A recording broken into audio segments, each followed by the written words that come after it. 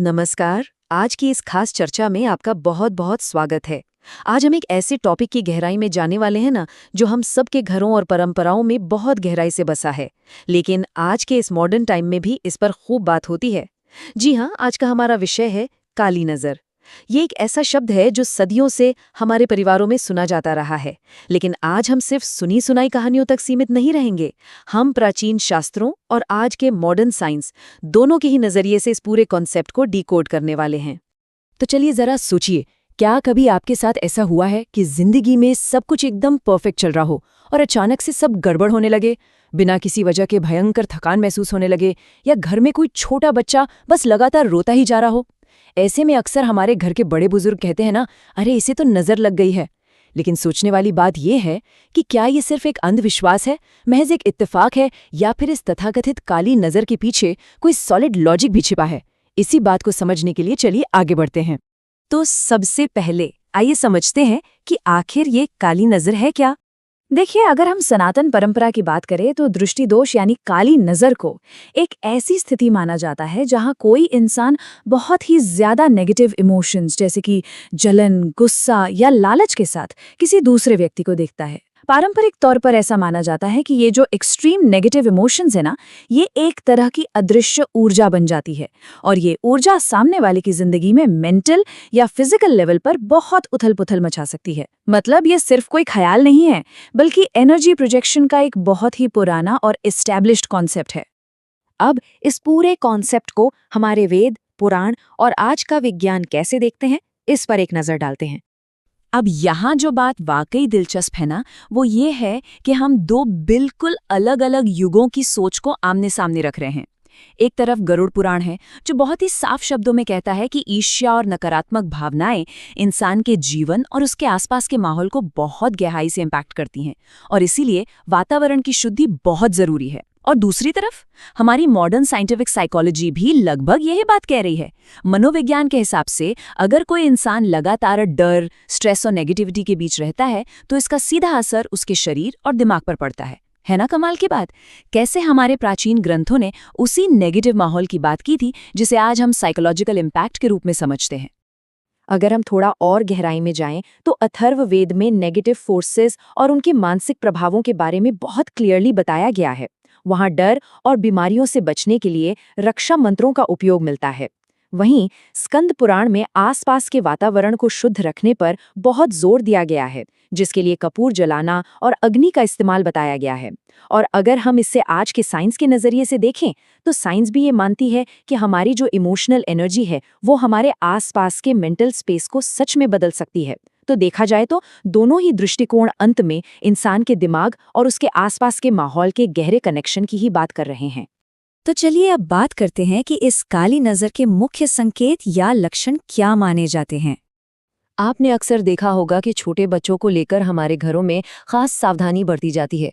इसका कारण ये है कि ऐसा माना जाता है कि बच्चे एनर्जी में होने वाले बदलावों को लेकर बहुत ज्यादा सेंसिटिव होते हैं। इसीलिए तो उन्हें नेगेटिविटी से बचाने के लिए वो काला टीका लगाया जाता है, और जब भी बच्चे बाहर से घर आते हैं तो उनकी नज़र उतारी जाती है। ये बच्चों की सुरक्षा के लिए पीढ़ियों से चला आ रहा एक ऐसा कल्चरल तरीका है जिसे आज भी कई घरों में बिना चूके किया जाता है। पारंपरिक तौर पर नज़र लगने के कुछ बहुत ही कॉमन संकेत बताए गए हैं, जैसे बिना किसी वजह के अचानक भयंकर सिरदर्द होना, लगातार एक अजीब सी बेचैनी महसूस करना, या फिर बच्चों का बस रोते ही जाना। इसके अलावा नींद खराब होना, चलते चलते काम में अचानक रुकावट आ जाना, और मन में अचानक से कोई अनजाना सा डर बैठ जाना भी इसी लिस्ट में आते हैं। पर हाँ, यहाँ एक बात एकदम क्लियर करना बहुत ज़रूरी है। ये सब लोक मान्यताएं हैं, इन्हें किसी भी तरह से मेडिकल डायग्नोसिस बिल्कुल नहीं समझना चाहिए। ये बस वो संकेत हैं जिन्हें आम लोग ऊर्जा के असंतुलन से जोड़कर देखते हैं। अब सवाल ये है कि अगर नज़र लग जाए तो इसके पारंपरिक उपाय क्या हैं और उनके नियम क्या कहते हैं। हम सबने कभी न कभी नमक से नज़र उतारने वाला वो तरीका तो देखा ही होगा। अगर हम इसे एक एंथ्रोपोलॉजिकल नज़रिए से देखें तो ये एक बहुत ही सिंपल लेकिन डीप सिंबॉलिक प्रोसेस है। होता क्या है, सबसे पहले हाथ में थोड़ा सा नमक लिया जाता है, फिर उसे प्रभावित इंसान के ऊपर से 7 बार घुमाया जाता है, और लास्ट में उस नमक को बहते पानी या आग में डाल देते हैं। इसके पीछे मान्यता ये है कि ये प्रोसेस इंसान के चारों तरफ मौजूद नेगेटिव एनर्जी को पूरी तरह से सोख कर खत्म कर देती है। नमक वाले तरीके के अलावा भी कुछ बहुत ही पॉपुलर उपाय हैं, जैसे 7 लाल मिर्च, थोड़ी सी राई और नमक को मिलाकर नजर उतारने का तरीका। इसके अलावा घर में शुद्ध कपूर जलाने की भी बहुत पुरानी परंपरा है, जो आसपास के माहौल को एकदम शांत और शुद्ध कर देती है। और एक उपाय जो बहुत ही कॉमन और पावरफुल माना जाता है, वो है हनुमान चालीसा का पाठ। ऐसा दृढ़ विश्वास है कि इसे पढ़ने से मन का हर तरह का डर गायब हो जाता है और मानसिक कमजोरी दूर होती है। अच्छा, इन उपायों को करने के भी कुछ स्पेसिफिक रूल्स होते हैं। जैसे अगर हम समय की बात करें तो आमतौर पर इसे शाम के वक्त किया जाता है, खासकर मंगलवार या शनिवार को, या फिर तब जब कोई बाहर से घर वापस आए। और इसे करने का अधिकार किसे है? घर के बड़े बुजुर्गों को, जैसे माता पिता या दादा दादी। लेकिन इसमें सबसे जरूरी चीज क्या है पता है? आपका माइंडसेट। इसे करते वक्त आपके मन में एक पॉजिटिव विश्वास होना चाहिए।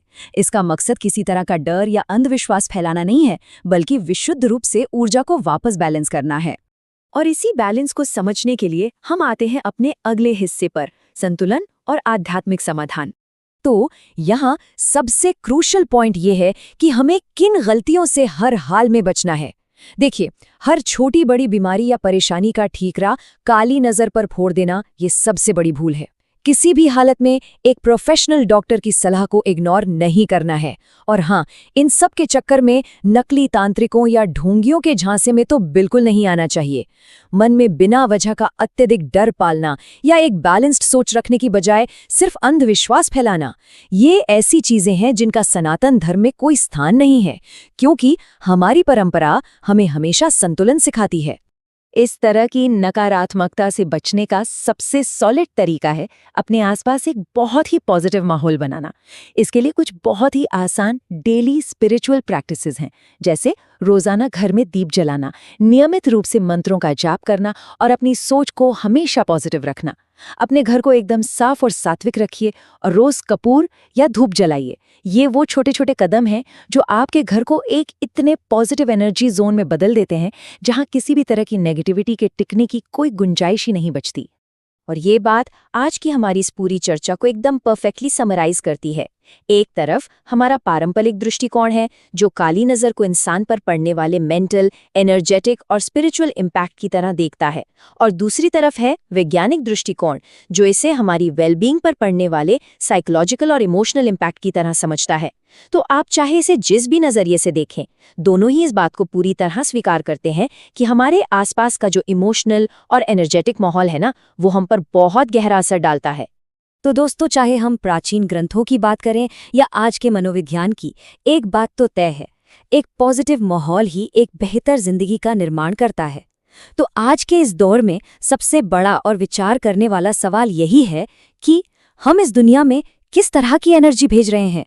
क्या हम पॉजिटिविटी फैला रहे हैं या जाने अनजाने में नेगेटिविटी का हिस्सा बन रहे हैं?